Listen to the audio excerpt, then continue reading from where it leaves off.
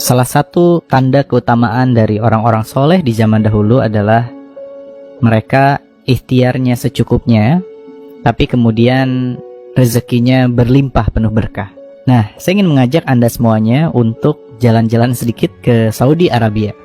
Jadi kalau saya lagi ada di sana teman-teman, saya tuh melihat orang Arab itu dibilang rajin, enggak. Kemudian hidupnya santai.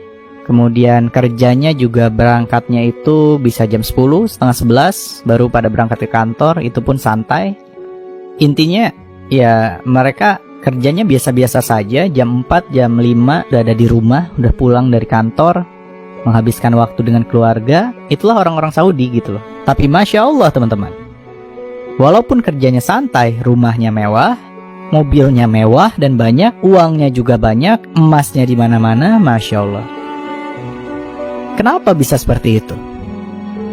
Sampai kemudian saya melihat salah satu kuncinya adalah ketika azan berkumandang, seluruh toko tutup dan mereka bergegas menuju ke masjid. Ya, mereka nggak peduli ada customer atau tidak. Yang jelas mereka langsung menutup pintunya ya, dan kemudian customernya pada sadar diri juga, mereka langsung keluar dari toko dan mereka tidak takut kehilangan rezeki. Ya, dan ternyata itu kuncinya. Orang-orang Saudi, mereka mengutamakan kewajiban kepada Allah di atas segala-galanya. Dan tentu kita pernah mendengar sebuah kalimat yang pernah diucapkan oleh Nabi Muhammad SAW. Jika kita menghampiri Allah sejengkal, maka Allah akan menghampiri kita sehasta. Dan jika kita menghampiri Allah dalam keadaan berjalan, maka Allah akan hampiri kita dalam keadaan berlari. Masya Allah. Dan inilah konsep berserah diri teman-teman. Jadi kita itu ciptaan siapa sih? Ciptaan Allah. Nah sekarang gini teman-teman, kalau misalnya Anda menjadi seorang profesor dan kemudian mampu menciptakan sebuah robot yang bisa bergerak, berperilaku seperti kita manusia, apa sih yang kita harapkan dari robot itu? Mengikuti keinginan kita atau justru melawan keinginan kita? Mengikuti kan?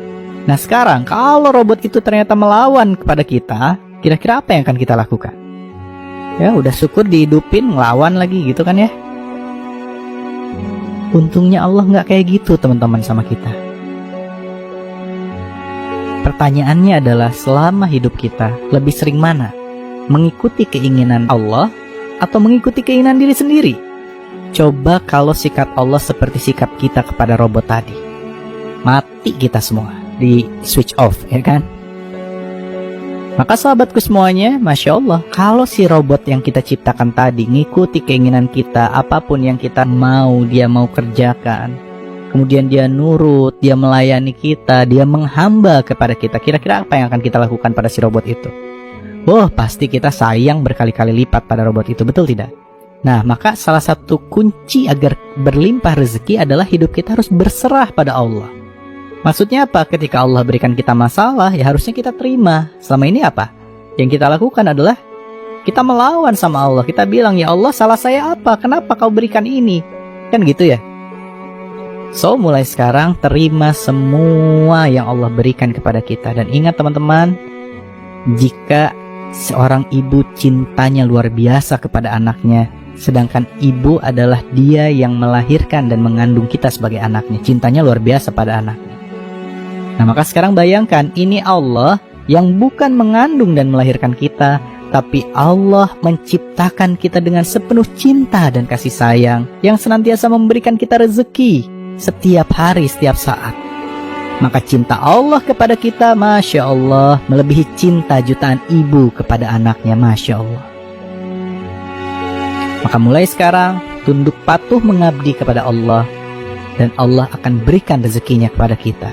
Seperti yang Allah sampaikan di dalam Al-Quran, barang siapa bertakwa kepada Allah, niscaya Allah akan mengadakan baginya jalan keluar dan memberinya rezeki dari arah yang tiada pernah disangka-sangkanya. Dan barang siapa yang bertawakal kepada Allah, niscaya Allah akan mencukupkan keperluannya. Maka mulai sekarang berserah dirilah kepada Allah, dan Allah akan mencukupi setiap kebutuhan kita dengan cinta dan kasih sayangnya. Amin, amin ya Allah ya Rabbal Alamin.